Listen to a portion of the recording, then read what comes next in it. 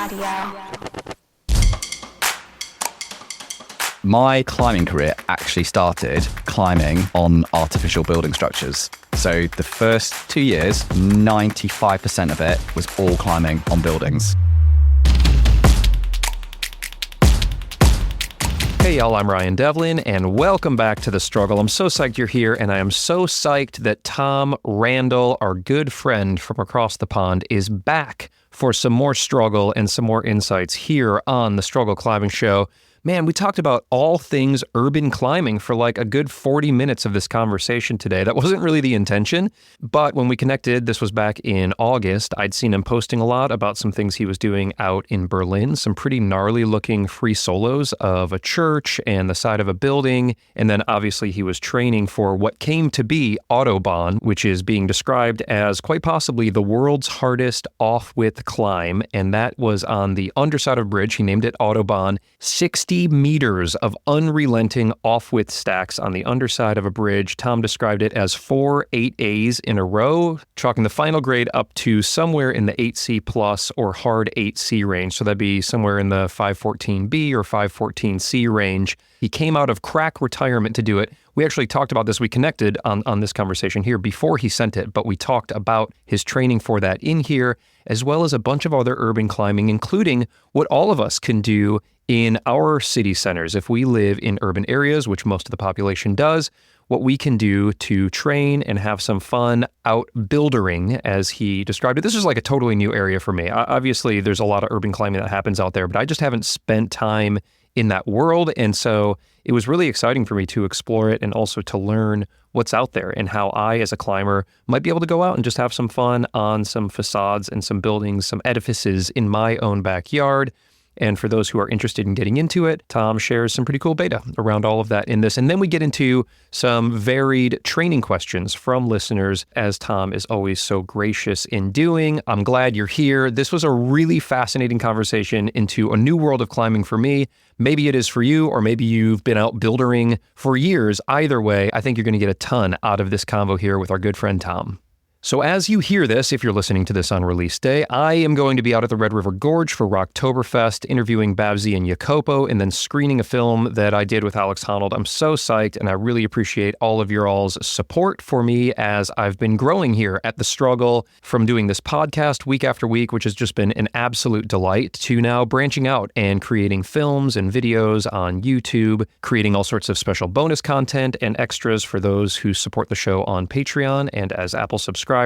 And I got some more stuff up my sleeve for the end of this year and beginning of next year. So thank you all so much for your support. I really, really appreciate it. If you do have a few bucks to spare and you want to check out some of that extra stuff, or just help me out as I'm sitting down here in the podcast/utility closet and grinding away, I'd really appreciate it. You could just swing over to patreon.com/The Struggle Climbing Show to check out those tiers and support if you can. Now, a quick update from my own personal training and climbing. Well, I've been struggling, to be perfectly honest. I just don't feel like I'm where I wanted to be as October has rolled in. I don't think my fitness is where I want it to be. I'm feeling anxious about the season coming up, so I don't think my mind game is where I want it to be. I'm definitely stoked. I've got high psych, and I am having a lot of fun out on rock, but I'm feeling like a little bit aimless, just kind of going out and hopping on whatever. And so my challenge for myself is to get a little bit more focused here for October. My goal is to get out climbing twice a week whenever possible, sometimes with my kids in tow, sometimes when I can just sneak out and get out there with some friends. And my hope and my goal is to find some projects that inspire me that aren't the main projects. I'm still working on the Force. That I plan to get back to when I've got a little bit more fitness, although I'll probably do a check-in on it one of these days.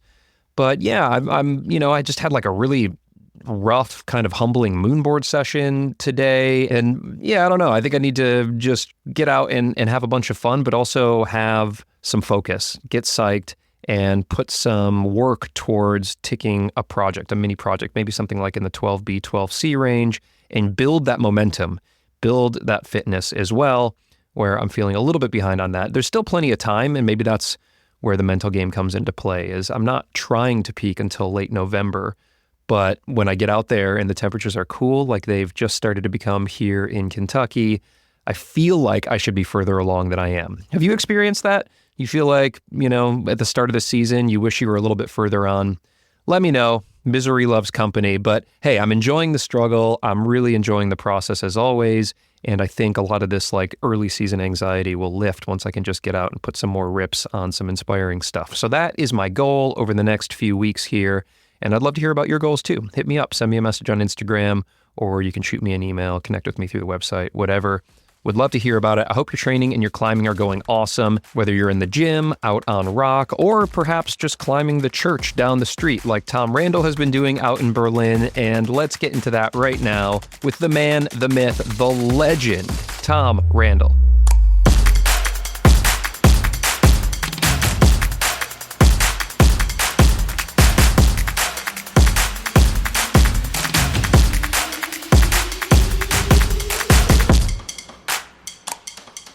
Did you say you already had another podcast today? I was trying to do one this morning and it was like an early morning job, and then it just wasn't working with technology was not being my friend this morning, and one of us could not hear the other person and we ended up giving up. Oh shit, sorry. Couldn't solve it. Oh God.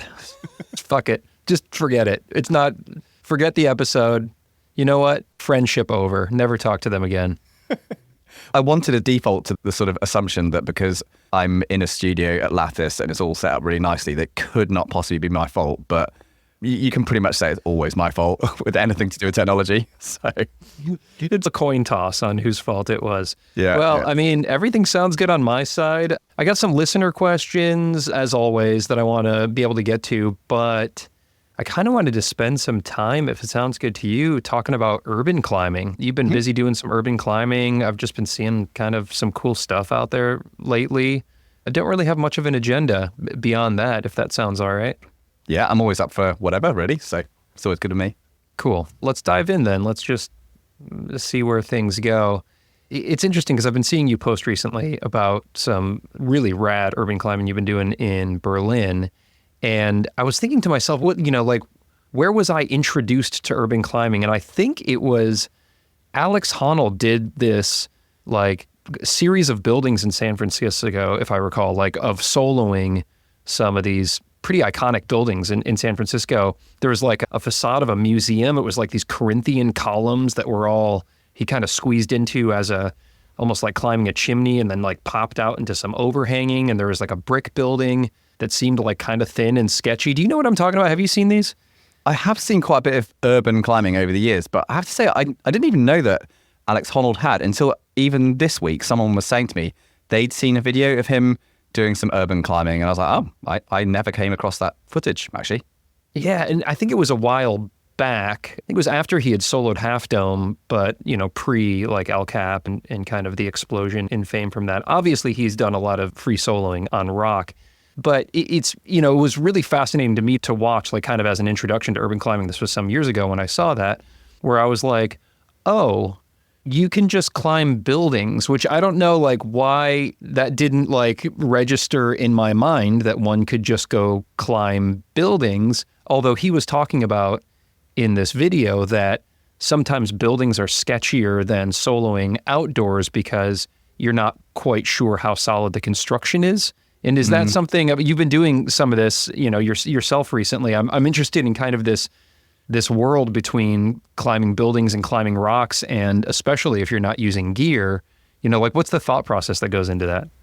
I mean, they are two very different mediums, and yeah, buildings are mostly, metal and concrete and some fiberglass, plastic and things like that. And as such, you kind of have to have the same appreciation and understanding of your materials, a bit like sandstone versus granite versus limestone. And, you get quite good at assessing minor differences in something and going, well, that's actually bomber, but it doesn't look that good. But this one here looks good, but actually it's really sketchy. So I think there is a lot of difference, in the materials, and you basically pick that up over time of climbing on them and playing around with stuff and just seeing how much stuff flexes, and people pass knowledge on to what's good, what's not. So then you weigh up your understanding of how much you know the medium that you're climbing on a particular building with the degree of risk that you take. And And then it's just a sort of a usual weighing up of the risk reward profile on everything and how much backup you have on something. Is it like a really secure style of climbing? Have you got 4 points on all times? Is it layback versus jamming? Are your feet actually taking a majority of your weight? So if one hand, pulled on you, would you actually be fine? There's all those bits that add into it. But the interesting thing with it, in terms of that assessment of the material, is that there's parts of building climbing I always think are surprisingly risky versus bits in climbing that you always think are like, that's the okay bit. So for example, I think you have to be really careful on buildings on the last layer of the top out material, even if that's like a section of brickwork right at the top of the building, because this is the bit that's been weathered the greatest and often has the least degree of certainty in it. And you can sometimes just pick up the actual sort of like the bricks themselves on that top kind of coping of the building and just pull them out. Wow. And that's the bit where you're like, I'm topped out. I've grabbed the jug to finish. Glory. But that could potentially be, more dangerous than you think. And then there's also a lot of more bird shit and grease and just different things that you're not used to in the climbing world. So the friction's a little bit different, and you have to be careful on that. Yeah, it's interestingly in the climbing world, at least famously Honnold on like the freerider route of El Cap rehearsed everything over and over again, hundreds and hundreds of times on rope, different sections and working out beta and getting strong and, really gaining confidence in that. And I think a lot of people who will free solo will work a route for a while, or at least have been on it in a more secure scenario. But I'm assuming that's not the case on these buildings, because you probably are exposing yourself to law enforcement and a number of other things to like try to drop a rope or secure a rope. So is urban free soloing for the most part on-sighting as well? Yeah, or maybe you could call it yo-yo on-sighting. So I've definitely done it before. I've climbed up something part of the way and gone, not so sure. Maybe I'll go back down, have a little think, come back up again. And the second time you go, actually, it's not as hard as I thought it was. It's just that I was a bit more nervous, or I wasn't familiar with how that would feel. And then it gets a little easier. But I would say for the most part, it is highly unpracticed. Aside from, I do know some people that will practice stuff. Like, I remember I had an opportunity years and years ago when I worked down in London to meet up with a local guy down there that climbed a lot of buildings. And we were dropping a rope down the side of a really big building to basically practice it beforehand and work out how doable it was. But we were going out at 4 a.m. in the morning when no one will be around to be able to do that. And that was, essentially to sort of protect against the unknown of committing to something that was quite big. Yeah, kind of the world of urban climbing is a little bit of a mystery to me. I mean, there's this French guy, right, going back, Alain, was that his name? Alain Robert? Yeah, that's it. Yeah. So like, I feel like he's done some like pretty insane, like really big buildings, at least from what I recall, kind of reaching back into the memory banks there. But you're just talking about, some guy that you met up with that does a lot of that. I mean, how common is urban climbing?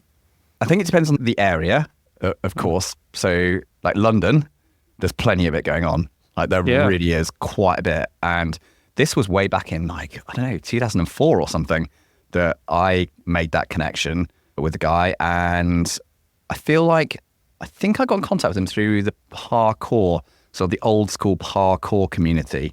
And he's really into urban exploring as well. So going down into tunnels underneath London and old waterways and things like that. So it's a little bit of its own subgenre of people that enjoy doing that thing. And they exist in lots of different places. I mean, I've learned exactly the same thing in Berlin, that there's a whole number of people, because there's no outdoor climbing around Berlin that's anything like what you would call as, good quality. Then you've got a whole section of people that are like, well, I don't want to go to a gym, but I still want to go climbing. And so they get interested in that. And I notice I get kind of tagged in urban bouldering accounts on Instagram in Berlin. Like, wow, I didn't even know that these exist. But yeah, give people a city, give people a lack of rock, make them climbers. There's going to be some urban climbing. for yeah, sure. it's so wild. I mean, it makes perfect sense now that you just kind of like state the obvious, which is like there's millions of people in cities that might not have immediate access to a crag. Likely there are going to be climbing gyms, but maybe that just doesn't offer the exposure or the adventure that some personality types seek. And so then it just becomes a matter of, I guess, you kind of walk around a city with new eyes and you start to check out edifices to see, oh, is there a hand jam there, or are there features on the face that I can climb? Yeah, tell me about, if you could, like, let's maybe dive into this Berlin trip a little bit and what goes into planning for something like that.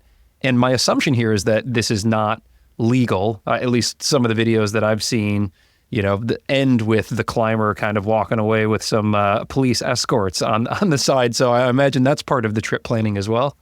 It's in almost all cases, you could argue that there is zero permission to be able to do this sort of stuff. And so you have to be, I guess, reasonably aware that you're either going to run into some bureaucratic administrative time issues with the police if you get involved with them.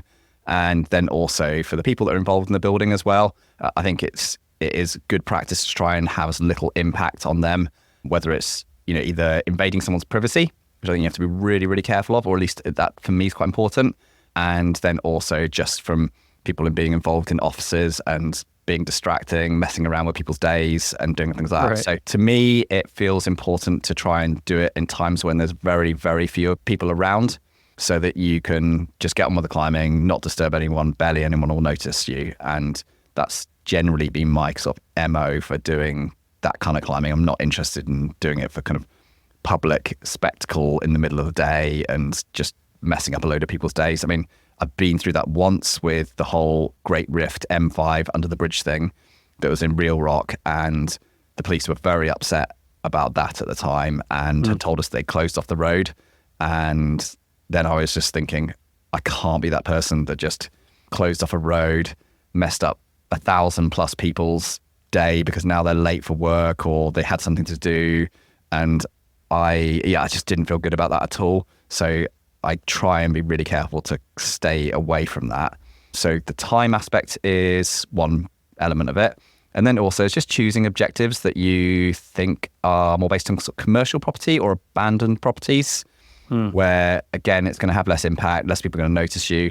And that comes down to the whole scoping out thing. So like in Berlin, I spend nearly all of my time cycling around on a bike.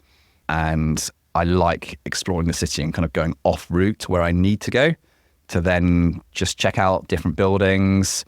Every traffic light, I'll just be kind of scanning left and right and looking to see whether I can see anything that's appealing. And after a while, a bit like when we were doing the exploration of bridges, you get an eye for designs of building that work really well for climbing. And you suddenly realize you've got the same eye for rock types and crag types where you go, that will produce really good limestone caves. So I'm going to explore further up that valley because I think this is right. You're now like, that's just the right type of concrete. They've got the breaks in the right places. That could have something on the backside of the building. You go and have a look. And is there thought to, like, when you're looking at these, like landings and how the walk-off would be? Like, you climb up to the top of a building, you're at the top now. What do you do? Yeah. So landings, I'd say, for me, I just don't really consider it because I'm very much I am absolutely not falling. One that I did recently, right below the route was just a big metal fence, like spiky thing directly under me. So even if you'd fallen at like, I don't know, 20 feet or so, it would have been really horrible. But it didn't weigh up in my mind of, that's a problem for the route. It was, that's something that I can stand on to do the first move off the crest. To establish. Yeah, like nothing else more than that. So that's kind of useful. But certainly the walk off or how you get back down is an element of it. And I tend to take the approach of you should be able to climb to the point where you can reverse everything anyway, which is really what you should be doing for the most of the time if you want to solo a reasonable amount. And I've soloed lots and lots of routes over my career of climbing, and nearly all of them, apart from things that are practiced on a top rope beforehand, are things that I can reverse every single move pretty comfortably. And that's an important part of it, I think. Let's talk about shoes for a second here, because this episode is supported by SCARPA, and they just make the absolute best shoes in the game. Oh my gosh, I love them so much. I have been climbing in SCARPAs for a decade now, and I just love the way that they fit and they perform on rock and also at the gym. I've been loving the Instincts, the VSs and the VSRs on my project out at the Red, because they can toe into those little pockets and stand on edges so well. They heel hook like a dream. And then in the gym, as I've been climbing on the moon board and the gym set problems, I've been using their Veloce Ls, the lace-ups. They're soft. Oh my gosh, you can just feel everything. They're super dynamic. I feel really athletic in them. So look, whether you're a weekend warrior like me, who's just trying to get the most out of my time at the gym and out on the crag, or a pro like Sean Rabitou or Nina Williams, Nathaniel Coleman, Alex Puccio, Jordan Cannon, or Matty Hong, holy smokes, what a team. SCARPA's got you covered. They've been sustainably making the best dang footwear for climbers, trail runners, and skiers since 1938. I love my approach shoes. I love my climbing shoes. And I think you will too. Give them a shot. You can shop the whole collection over at scarpa.com. SCARPA, no place too far. This episode is brought to you at zero cost thanks to our buddies over at Rungni. You guys know this is Magnus Mitbo's company, and one of my favorite products is back in stock. I'm talking about Mag Juice. Maybe the greatest name of a liquid chalk that's out there. I don't know if they were self-aware of this when they did it, but man, they totally nailed it, and this stuff works incredibly well. Liquid chalk in general is just a great way to go to start as a base layer. I always start up with some liquid chalk, and then I'll dip into my loose chalk as I'm climbing. And that base layer of liquid chalk, whether you're in the gym or out at the crag, is going to allow you to climb longer and chalk up less, which is going to hopefully help you get up your project because you're going to be conserving a little bit of energy. I love Mag Juice. It's probably not going to stay in stock for long. You can score yourself 15% off Mag Juice, Mag Dust Chalk, and all their amazing apparel over at Rungni. You can use the link in your show notes right there and code STRUGGLE to get that 15% off. When you're talking about urban climbing, the kind of topography, if you will, seems fairly repetitive, kind of just by nature of design. So if there's breaks in a facade, they're going to be every 6 feet or whatever it is. And so, or if it's a crack, it's likely going to be a feature that kind of runs like the length. So in terms of like climbing style, are you essentially doing like the same move over and over again? Depends what you're doing. So I am often looking for cracks. So yes, for the most part. And that's going to be the nature of it. Although it does vary quite a bit. And I am still surprised how much I look at something and go, wow, that's 20 meters of perfect golds, for example. And then you get 10 meters long and go, that's totally not gold. Why does it look like gold from the ground? Now it's reds and now I'm not feeling quite as confident as I was, or it turns into an off-width. Like there's a really cool splitter that I climbed on the side of a church, which is one of the sort of first things that I did in Berlin, which I'd been told about quite some time ago. And in the photo, in the video that got sent, I was like, that is just splitter hands all the way. This is going to be incredible. Got there, and it actually turned out that it was anything from perfect splitter hands through to actual kind of off-width size, which is bigger than your fist. And then also that the way that the crack was formed, it was like sprayed concrete on the inside. So it was like this bobbly, quite friable, would break off rock as such all the way. And then I went from turning up thinking, I'm just going to, like I was happy thinking beforehand, I would go up here, down climb it, then bring the person who's coming out with me up on top rope. I would lead him up. We'd maybe do a couple of laps. We'd like make some good footage, get some really nice photos. But then I got there and climbed a little bit and went, oh no, I'm doing this just once. This is not a multi-repetition climb where it's so far inside the kind of predictability zone that I'll climb this like a jug ladder. This is more like, be a little careful, be aware that there's a degree of friability here, so don't spend the next 2 hours just climbing up and down on it. Yeah. Not that you couldn't get away with it. You probably could get away with it. It's just that, like all things with soloing and risk-taking, is it's better to be objective about how much time you spend in that zone, because that's one of your more controllable factors. Was this the church, I think I've saw you post on Instagram of this, where like it had a slanted roof, so after you like topped out, you kind of like butt slid down the roof to come off of it? Yeah, so it's like Chaucy, you're saying. Essentially, like, because of the way that it's sprayed on, it just didn't feel secure through the whole crack. No, and it was just bits would break off as you put your feet in and put your hands in. So it's like a slightly chossy desert crack, I guess. Right. Call it. Well, I want to talk about just kind of what goes into this world of climbing, if you will, for somebody who wants to dabble in it. Here's my experience in urban climbing is I climbed one facade of a bar. So I was floating. I was with some friends. We were doing a little river float. We had a few adult beverages while we were floating on this river. So I'm already not in the right, probably. I'm already like risk tolerant because of the liquid courage that had been imbibed on our river float. And so we get to this bar restaurant that we're going to go to, and it had like a rock facade. So it was actually like rocks, stones, and looked great. And I was like, this is great. I had flip-flops on. So I was like, I'm just going to like play around on this while we're waiting for our table. And so I was climbing it barefoot. And I probably got up like 10 foot, and the rock, one of the pieces that I was holding on to, just came off. And I fell 10 feet in bare feet, and I cracked my heel in half. I had a full like a pie wedge.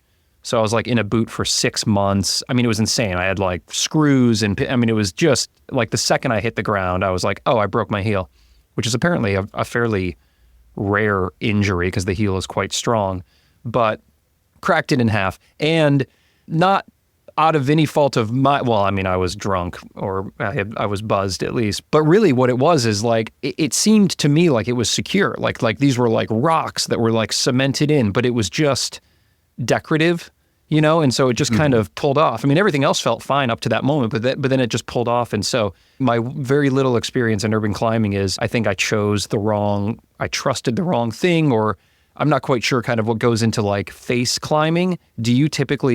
Are you typically looking for jams, or do you face climb? And if so, how do you assess a building, a route, if you will, for climbability? So for those who might be living in an urban center who are listening to this, they're like, oh, I could probably dabble around and maybe not go 100 feet up something, but maybe just like, this is going to be a fun way to keep my fingers strong in between, lunch hours at my job. How are you assessing something for its value and also its safety?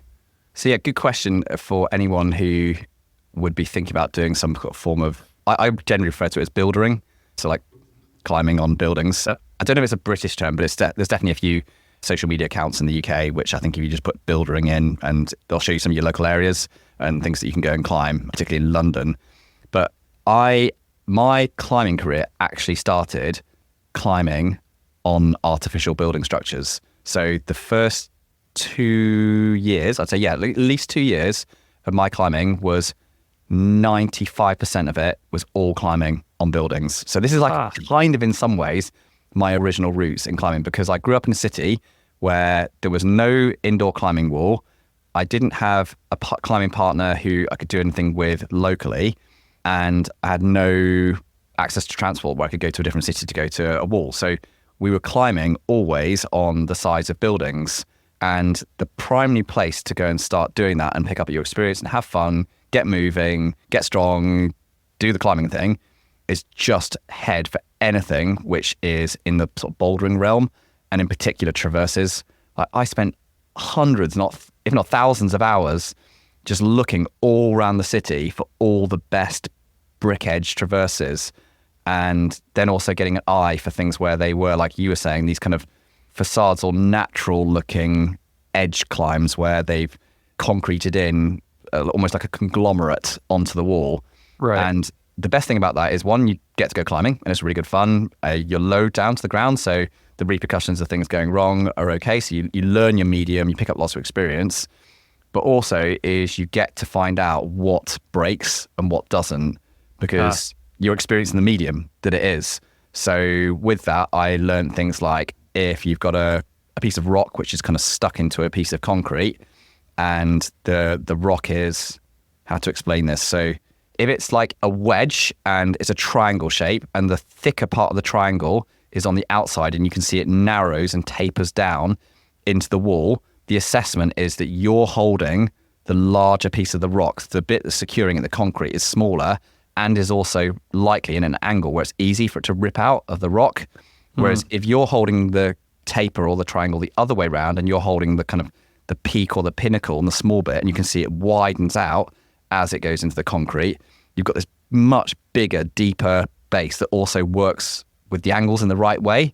So that is really unlikely to fall out. So you just start to get an eye for things in this way, which means that ultimately over time you get a little safer with it. You also get to recognize which rivets and bolts and hangers on buildings with the kind of metal, some of the metal attachments are good and which ones aren't. And it's just picked up with time. It's just fascinating to me, Tom. It's like reading a granite route or a limestone route. Is the experience different? Like how, I guess, surely it's different. You've got cars whizzing by and people around and this kind of thing. But I guess when you're locked into the climb, when you're maybe approaching or attaining the flow state, what for you, what's the experience like climbing a building versus climbing a desert tower? So you're referring to things that are routes rather than bouldering, right? Yeah. Yeah, I'd say for routes is, I definitely like the adventure, risk-taking, being badly behaved, dodging the authorities side of it. Like there's a very strong streak of that in me, and I really, really enjoy it. And a lot of the time I will partner up to do these things with someone else who also enjoys doing that kind of thing. Like I won't enjoy this experience if I go out with someone who's quite stressed about it and isn't getting something from it. So this is a bit of it that I need to enjoy and relish in a way with it. And then I think the other part of it is that you feel like you're cheating reality in a way because you're stuck in an urban area. You can't go climbing. You can't have this sort of movement adventure and this, all the good stuff that you get out of normal climbing.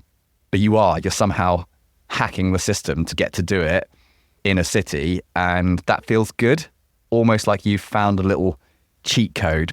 But ultimately, I would say it isn't as rewarding as your standard outdoor climbing. And it isn't the thing that kind of, filled my soul for the rest of my years.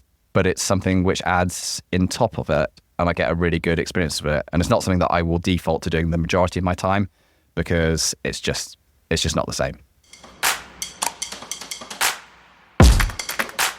This episode is supported by PhysiVantage Nutrition, and I've been using PhysiVantage since long before there was ever even a podcast. I've been a paying customer for many years now. It tastes the best, and it does the best for me and supporting my goals in my training, my recovery, and my performance as a rock climber.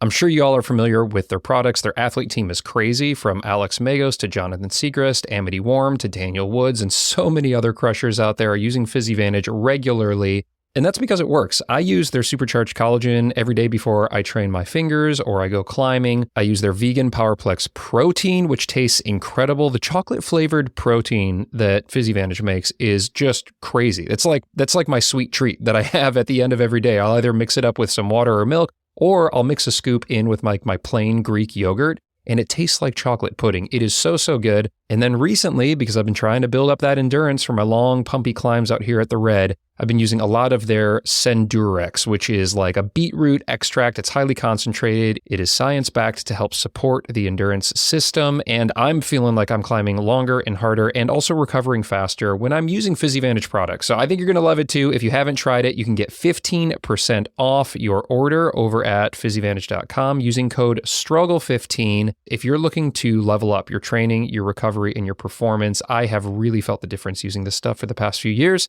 And I think you will too. Check it all out at PhysiVantage.com and use code STRUGGLE15 to get that discount.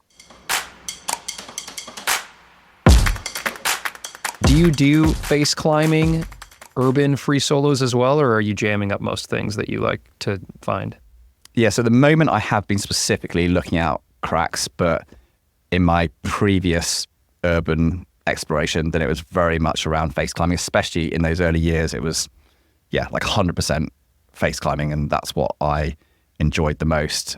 But it's also what I would say on the whole, if you added up all the urban climbing that I've done over the years, it's mostly been on face climbing because that's what's on offer the most. And it's been a pretty good blend of bouldering and soloing, route climbing.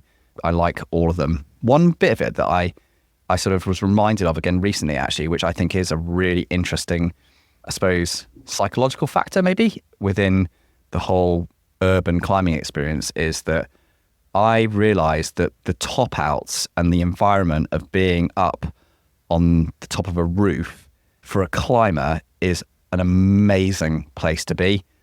Like I can suddenly realize that this year and went, I just like hanging out on the tops of things. You feel so far away from everyone else. A bit like when you get to the top of a big pinnacle or a tower or something like that. It's just a very unique feeling around it. And even from the perspective of the apartment that I have out in Berlin has a rooftop garden on it.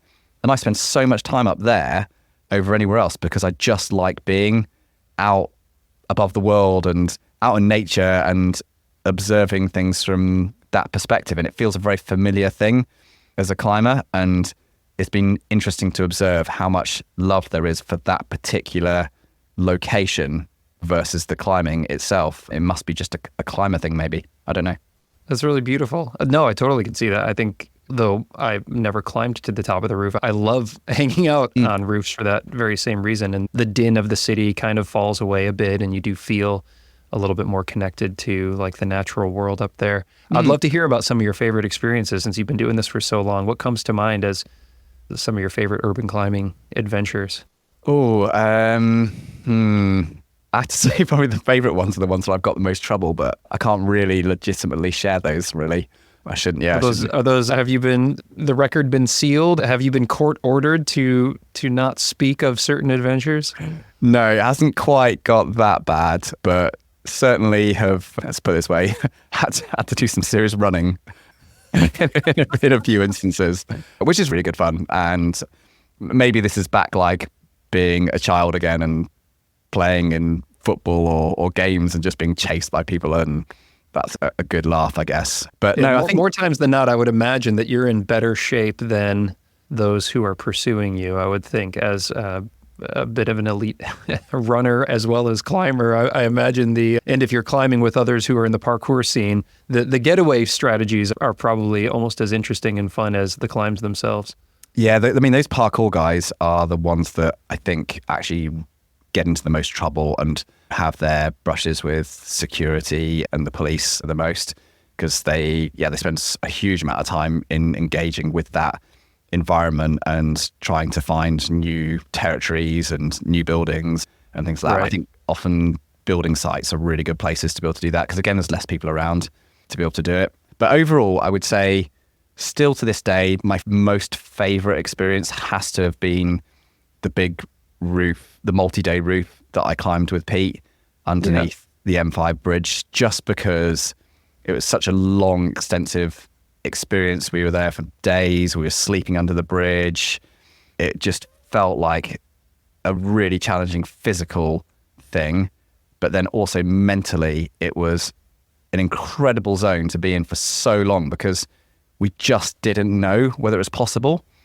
And you were questing the whole time into a new bit of territory, but you were really committed. And there wasn't really a great deal of scope for escape once we'd got to a certain point. And you just didn't know. Like every single pitch we were doing was going, but what's the next one after this? But can we even do this one? And I know our bodies feel like they're really close to just giving up now, and it's not going to be possible to do more climbing at this standard.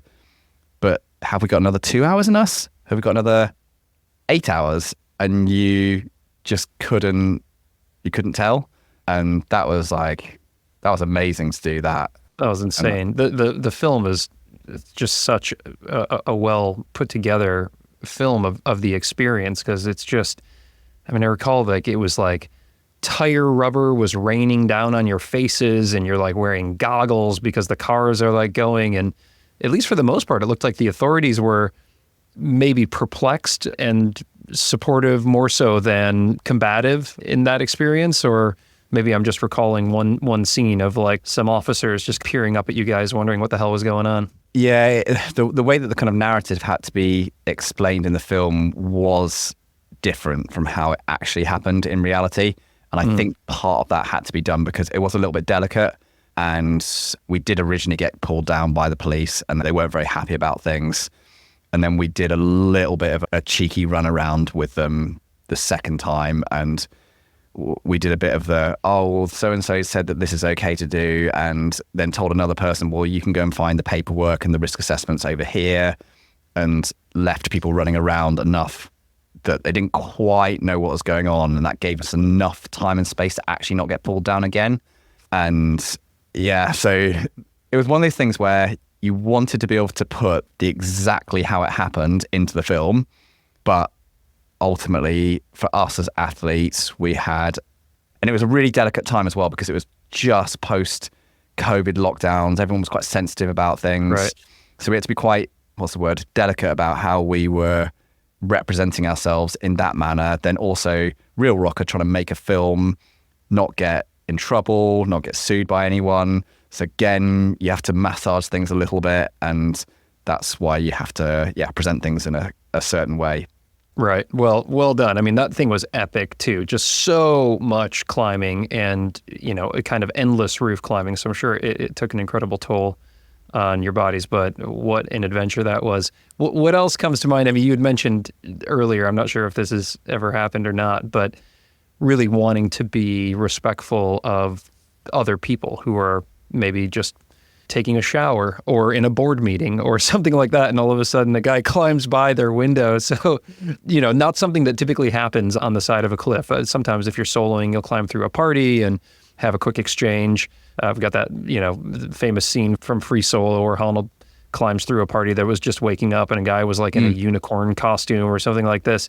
So, every once in a while, there's probably something interesting that you pass by out in wilderness as well. But here, if you're climbing a multi-story building, you're at least having the opportunity to interact with a lot of people along the way. And does anything stand out from that type of climbing? As I said at the start, I'm very careful about not having those interactions. So yeah, there is zero interaction that I've had with anyone in any building through window, balcony, anything. I'm like trying to rack my brains whether there's been, but no, maybe like in the distance and someone on the other side of the road has seen some stuff, but no, I'm like, and even then I'm not even sure because I don't remember an instance like that, but no, I'm really careful about it because it feels, to me it feels important to make sure that's kind of, carefully looked after. Right, and so that's just about intentionally choosing buildings that will be vacant because you're there on a weekend if it's an office building or something like that. Because whether it's Elaine or somebody else, I think there's this guy Alexi that I've seen some of his videos. A guy who's kind of those amazing looking things in France that look like cracks, but they're little edges inside. It looks good though. I'd love to do that. Yeah, there's like some sick stuff I saw him doing, but at least in one of the videos, I think he was wearing a GoPro and like there's like people like waving to him as he's climbing and like videoing him in that. And so he's obviously climbing maybe during like a typical work day and the building is not vacant, but you're very deliberately choosing buildings where you're hopefully not seeing any other people throughout the climb. Yeah, or going very early in the morning. And that's the same thing of like anyone wanting to go and try some urban climbing out is when you choose to go and, find a brick edge wall to do some traversing on, or you find a cool little kind of stone arete or something to do, go and choose to do it in times when people aren't around and no one's going to hassle you, because ultimately you end up walking away from it with a good experience. And I think that's important for anything that we do, is that if you stack too many negative experiences or ones that are stressful at the start, you're less likely to pursue it. So basically curate your early experiences so that you have a good time, and then there's a chance that you'll want to keep doing it and you won't think every time you go and climbing, oh, I'm so stressed, security's going to come along again, because that's not your normal experience. Which is why for me, the urban climbing thing is super enjoyable, because I have very few sort of negative, stressful experiences from as such. Yeah, it's really fascinating to me. I love it. Well, for anybody who's listening, you've been posting some cool stuff on your Instagram, and I imagine there's some other stuff in the works as well. Have you predominantly explored London and Berlin? Are there other cities that have a really sick urban climbing scene, bouldering, and anything else on your kind of wish list? So London's it is good, and I've done a little bit down there. Bath, where I grew up, which is in the southwest of the UK, has a whole load of good stuff, mainly because for 2 years I was exploring lots of it. But I think I've just been really... Is that where the Crescent is? That like really cool, like, Yes. historic? Yeah. Yeah, And so just got like a lot of cool old buildings out there. Yeah, and a street that's a complete circle as well. Sweet. And it's sandstone, really bullet hard sandstone. So great for climbing. But yeah, it's been Berlin that I've been really impressed with how good the features are and the number of things to climb there. And I've got quite a few things now that I've seen, but I just haven't got yet round to going and doing. Just something about the way that the buildings are constructed, maybe the ordering of things. I don't quite know why it's ended up like that so much, but it's one of the best places I've been to for that style of climbing. And I suppose in many reasons, the reason why I'm there anyway, exploring that stuff, is because I've got this big bridge off-width roof crack project on the north side of Berlin, which I've spent like at least, it must be like 6 months now, training for and preparing for. So it's got like the proper hard stuff as well. So there's plenty of potential there for sure. Off-width roof crack. It's like Century Crack all over again, but a bit harder. Holy smokes, dude. When do you think the training is going to come to a head and you'll be able to give that thing a rip? I'm going to try and red point it in September. So I'd say now I'm pretty much ready for it. I just need it to cool down a little bit. It's pretty hot out there at the moment. So I'll probably do a couple more trips of just sort of, working sections on it and just making sure everything works. I need to adapt my boot a little bit more because I was losing the sensation to my nerves and the top of my feet quite badly. It took a really long time for the nerves to come back on the last time I was on it. And they're still not fully back. And I'm quite keen to not wreck my feet permanently just for one project. So, but yeah, a bit of foot adjustment on the boot and then red point, I guess mid-September or so, something like that. Sick, dude. Well, good luck. Have fun with that. Is that a teamed up with Pete project or you got somebody else with you on that?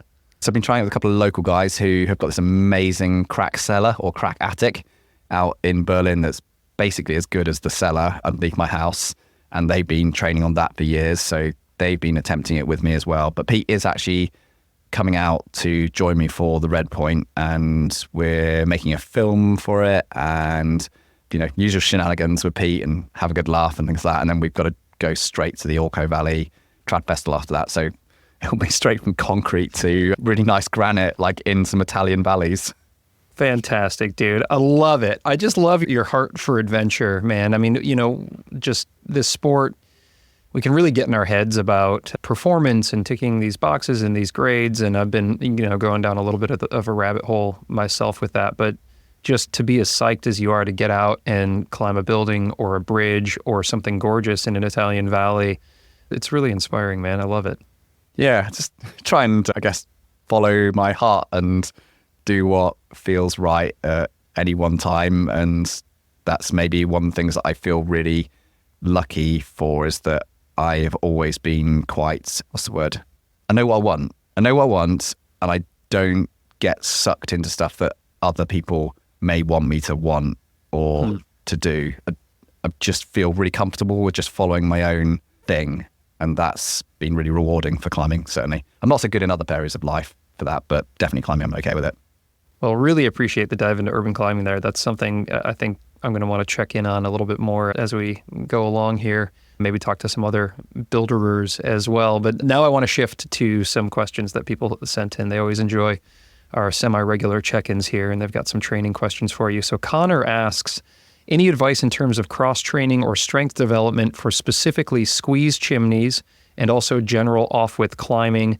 I've got a trip to Castle Valley in the fall, but nothing in my gym and no cellar to get in shape for that type of climbing. Okay, so for anything to do with tight squeeze chimneys and off-widthing, really get working on your external hip rotation and that ability to be able to frog in a really wide, deep position. That's absolutely critical for an efficient position in off-widthing and squeeze chimney. And it'll make it feel less intense if you can find the position comfortably rather than being like, oh my God, I'm in the end ranges of my flexibility just to even get my hips into the right position.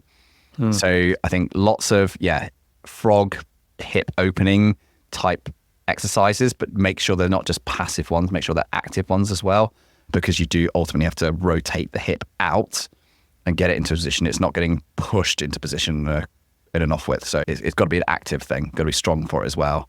Right.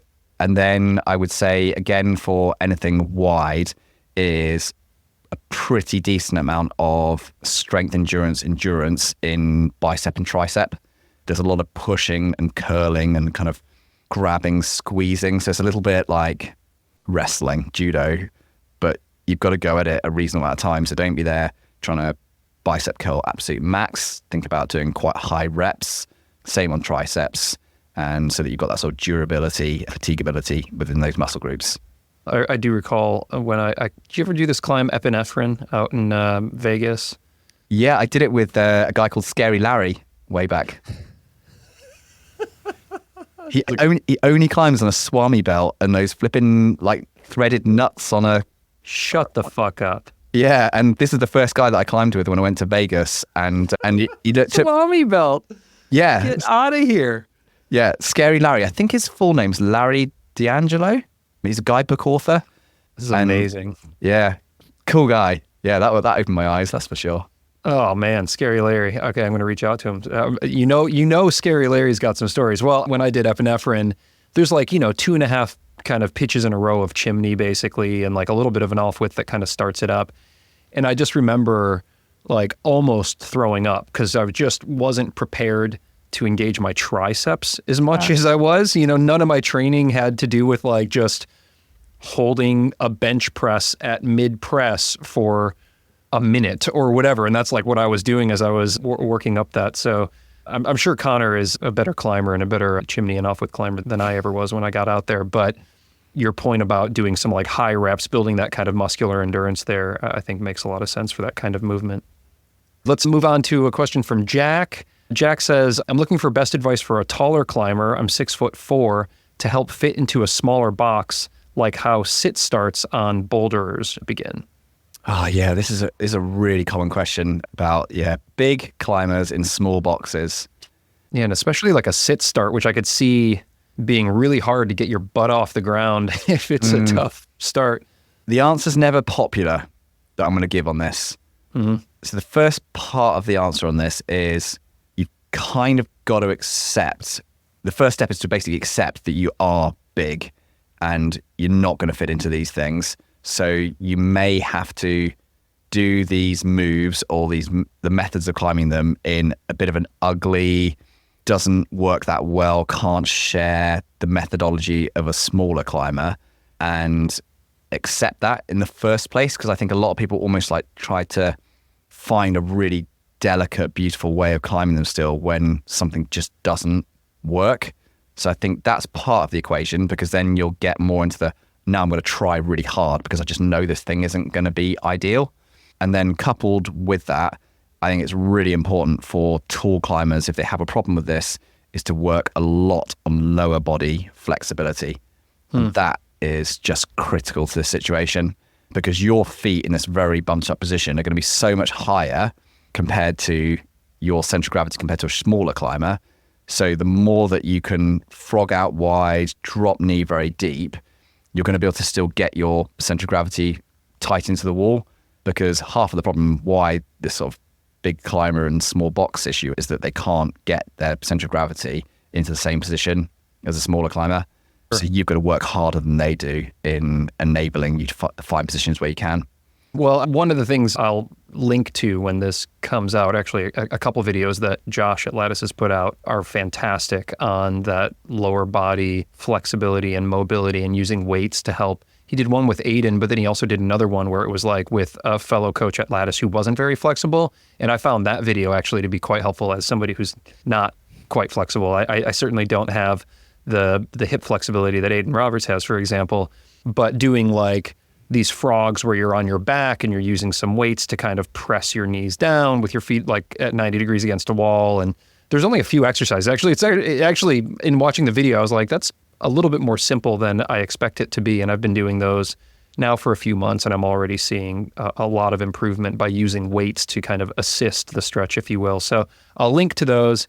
And then also, just before this episode comes out, will be an episode coming out with Kai Leitner. And we actually talked quite a bit about, as a taller climber and a bigger guy, he's incredibly flexible and mobile and throws these like wicked drop knees. Adam Ondra does very similar, really fantastic drop knees, and using the legs and the mobility there to allow them to kind of access that smaller box, if you will. So yeah, thanks for your insights on that. And I will link Jack to those videos and resources as well.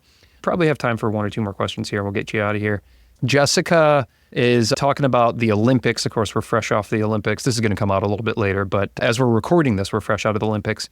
And she is asking about kind of old guard versus new guard. So Toby Roberts won gold in the Olympics and really seemed to do quite well in both events, as you have to do as a gold medalist in both bouldering and sport climbing, whereas it looked like some of the other maybe old guard climbers were a little bit more specialized, a little bit more towards sport climbing, a little bit more towards bouldering, one or the other.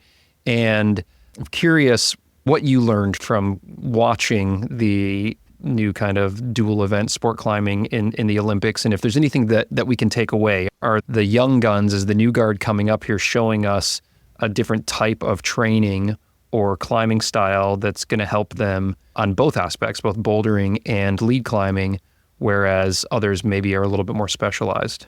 I felt like watching the Olympics this time this is going to be the last year where we see the elite pro level climbers who we typically associate with the very hardest bouldering and route climbing, sport climbing, outdoors, also with being potentials for podium places in the Olympics. I think this is the last Olympics that we see that.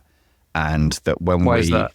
Because I think the degree of specialization that you have towards indoor climbing and the movement associated with it and the ability to be able to read the problems perfectly or very well and have the psychology which is developed for competition climbing and it being specialized enough for specifically that task of comp climbing needs or now is being served by people who have had 10, 15 years in that environment.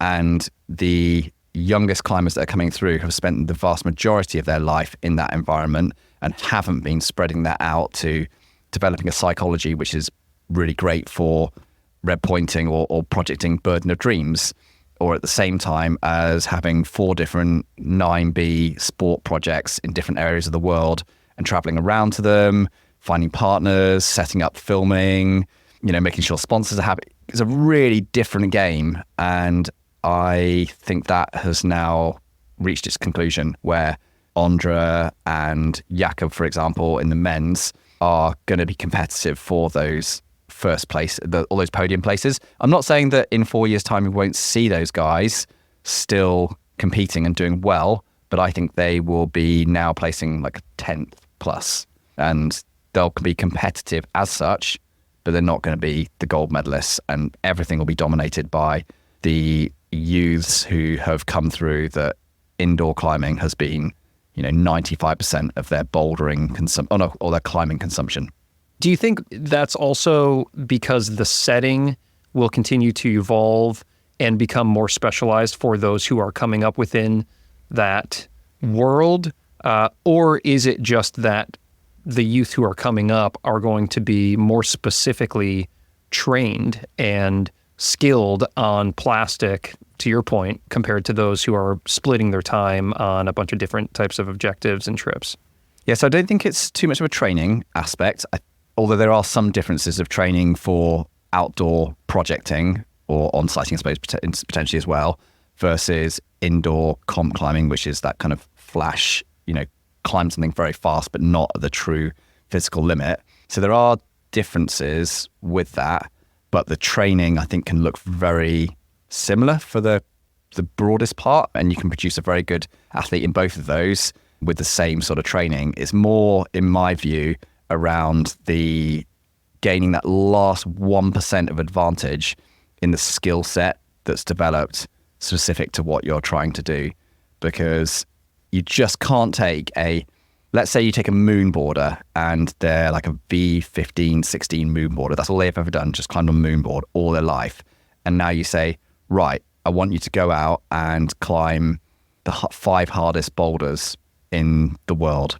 And yeah, objectively, they might have quite a good chance on burden because it's very moonboard-like and the skill set has been developed for that. There's going to be a whole number of areas where they just don't understand the subtlety of the rock, what it feels like to deal with the conditions, landings, which maybe aren't as reliable as you have when you're going to a gym and you've got, matting laid out in the same way.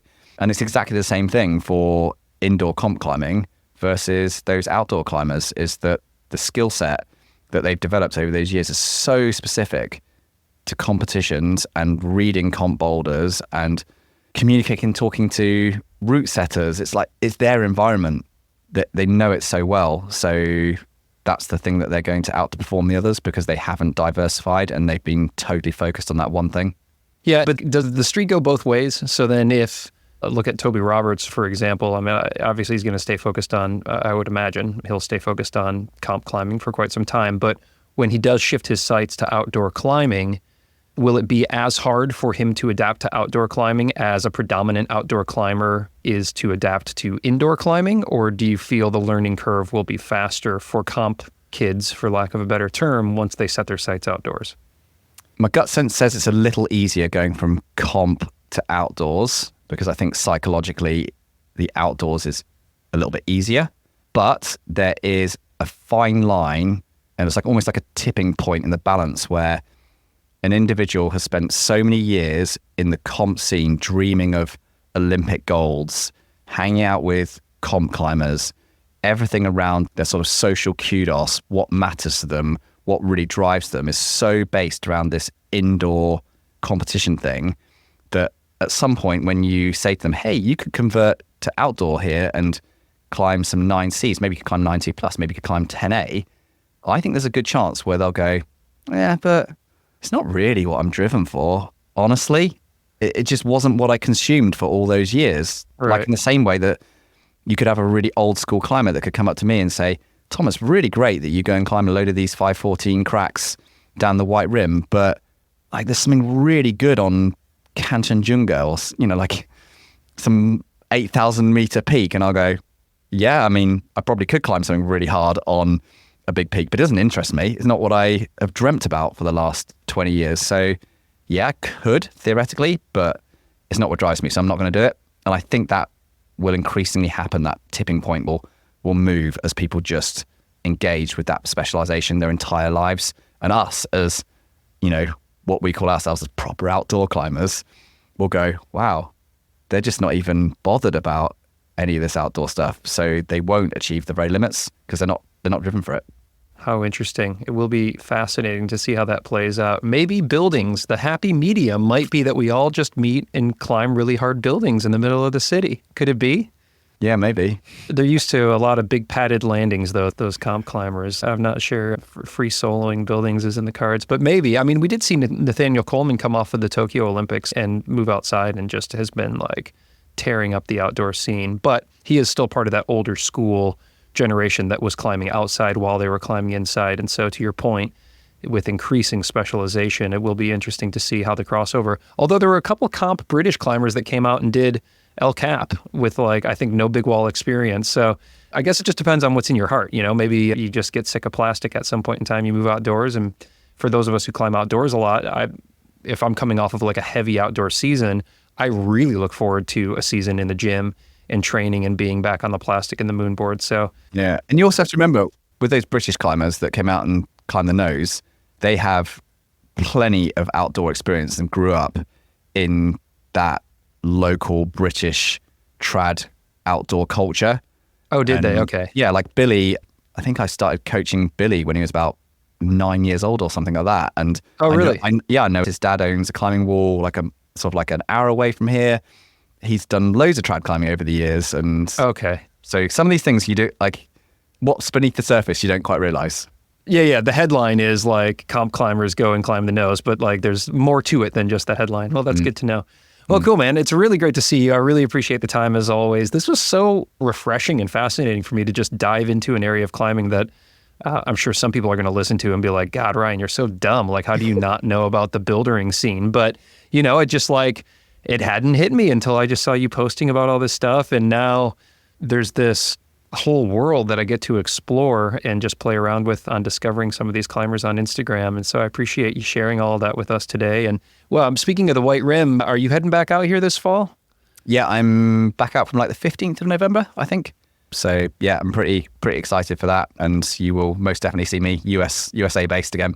Are you swinging back to Stranger Than Fiction, or you got some other objectives? Yeah, no, I've been training for that. So I think I might go and do some stuff down in the White Rim, maybe with Mary as well. I'm trying to persuade her to do some first ascent stuff. There's a couple of projects that me and Pete never got done. So I'm lightly nudging Mary towards it. Well, those who have been following along with our conversations know that, you and I both had these big objectives for the fall that we both got really freaking close on, but didn't quite seal the deal. And so we're both going back to them. We've got some unfinished business, me on my 13A project at the Red and you back out on Stranger Than Fiction. And maybe as a parting thought here, psychologically, I've never carried a project over from one season to the next. And I've been trying to think about how I should go into this. I mean, I think I have a good idea on how I'm going to train, but I know a lot about this route, and I am trying to kind of set my expectations and just get my mental game right on like how I enter into a new season with the same project that, didn't quite go the way that I had intended, though I'm very proud of the progress that I made. And do you have any advice for me, or any advice that you're, giving to yourself as you enter into the, season 2 on a proj? Yeah, long-term projecting, that's a whole different game away from, like single trip projecting. And I think there's a few things to it. So first up is set your expectation and be prepared that there's a really good chance that when you get stuck into the project again, it's not going to feel amazing. So prep yourself that there is going to be a definite lull when you come back the second time. I've felt it in almost all cases where you feel like your training hasn't quite paid off yet, or you're suddenly going, I'm not quite as motivated as I was before. Do I need to give this time? And if you're just ready for it and not expecting it to feel completely amazing right from the start, I think that helps, because you observe it and go, okay, this is the bit where I don't feel that great. Actually, now it's just about putting the time in and keeping, strong with the process with it. And then I think the other thing that I would say is really important when you go back the second time is you've already spent a lot of time working the project and being very practiced in the sort of breaking down sort of psychology and process. Is a second time round, make sure you spend a reasonable amount of time on lead and doing things that feel like how the successful ascent will feel, i.e. on lead and feeling committed, because it's increasingly becoming a smaller part of the pie because you spend so much time just working and breaking it down, and you need to make sure that thing doesn't feel too unfamiliar, because as soon as something feels unfamiliar, doubt creeps in, uncertainty, anxiety, and then you're less likely to end up in your sort of ideal performance zone. Yeah, for me, psychologically, because I kept falling just a few moves from the chains, I think what I'll likely do is low point for a while and really just get the feeling of clipping the chains from one bolt down, two bolts down, three bolts down, so that when I do make it back up there and have that fitness and have acclimated to the route, it won't stick in my mind that, this is the place that I've been falling. But wise words from you there about maybe preparing myself for it not to feel great, because my last time on it was I almost sent. And so to come back out there and have an expectation that it's going to feel as good or somewhere near there, and then if it falls very short of that, I could see how that would be a big blow to the confidence or the psych, and just wonder like, have I lost it or did I blow it on my training? But I think necessarily there's going to be that like acclimation process where I'll need a handful of days back on the project to feel good on the project again. Yeah, for sure. Definitely bake that into your process. Yeah, I appreciate it. Well, let's give it hell this fall, my man. If I don't talk to you before then, have fun out there. But we'll be checking in, and just always such a joy and a pleasure to talk with you, Tom. I appreciate the time, dude. No problem at all. It's always really nice to be on the podcast. And yeah, I'll be here doing podcasts with you for as long as you keep asking me. All right, that wraps things up there with our buddy, Tom Randall. What an absolute freaking crusher. What an inspiration. I love you, Tom. Thank you. You are so kind to come on this show again and again and again. I really appreciate it, as do you, everybody who's listening. And by the way, if you would like your questions answered from Tom, like any training questions that you might have and that kind of thing, come aboard as a patron, and then you get priority. I will read your question to Tom. He will answer it with his brain, and you will go crush your proj. So thank you, Tom, and good luck this fall out here on the proj, and I will be reporting back on how my progress goes on my proj, of course. And for you, dear listener, I hope you are absolutely crushing it out there in whatever goals you have. If you're just looking to have fun, rad, that's what climbing should be. And if you're pushing yourself a little bit out of your comfort zone like I've been doing, and you're taking on some big goals or some big projects, whether it's indoors or outdoors, yeah, keep me posted. I'd love to hear about it. We are all on this struggle bus together, and I am so glad to be riding along with you.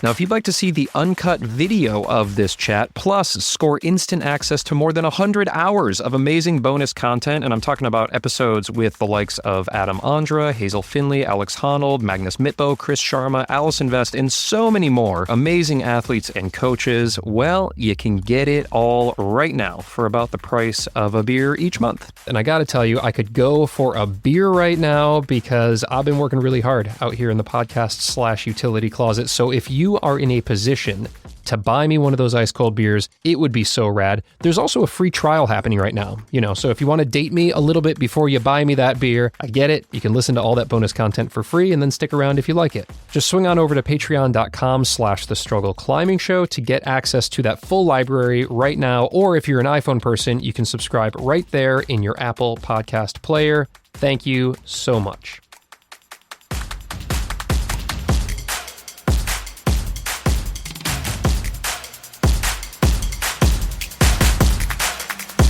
Huge thanks and appreciation to our show sponsors who have brought you this episode at zero cost. Check your show notes for the links and special discounts to those brands that are only available to Struggle listeners. And by the way, you can see all of the show's awesome sponsors and special deals by just popping over to thestruggleclimbingshow.com/deals.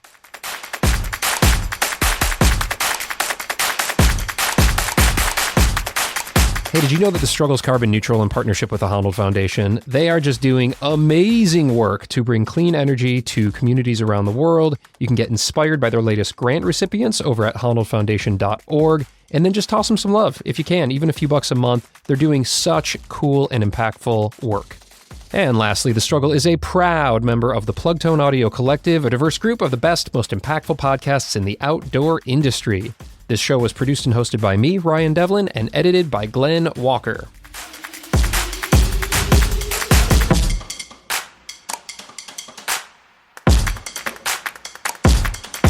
All right, that clips the anchors on this episode. Thank you so much for tuning in. If you liked it, and if you like this show just in general, would you consider sharing it with your climbing friends?